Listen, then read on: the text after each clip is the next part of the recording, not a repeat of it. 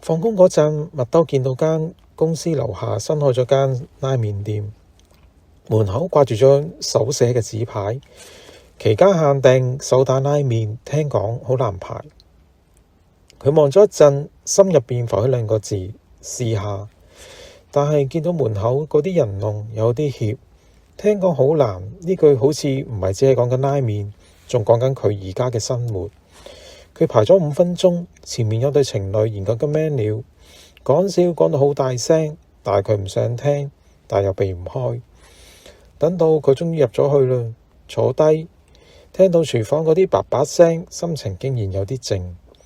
麵上台，啲熱氣浮起上嚟，佢拎起筷子攪咗下，試咗第一啖，唔錯啊，但係冇想象中咁驚喜，係好味，但就係好味咯。佢笑咗下，聽講好難，其實都唔係太難啫。食到一半，佢低頭攪碗麵，突然之間見到台角有張貼紙，印住幾隻字 Smile even nobody's looking。嗰刻佢愕咗一陣，嗰句說話好熟，以前乜乜都講過一次，喺佢試煮拉麵失敗嗰日。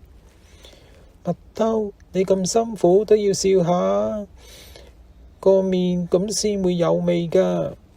佢放低筷子，抬頭望住個碗麵，熱氣令到佢隻眼有啲濕。佢唔係喊，但係啲水氣。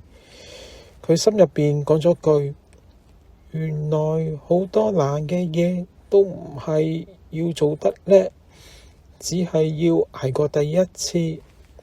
食完之後，佢行出門口，風一吹，門上嗰張聽講好難嘅紙牌吹起咗，露出底下原來仲有一行字，但有人做到。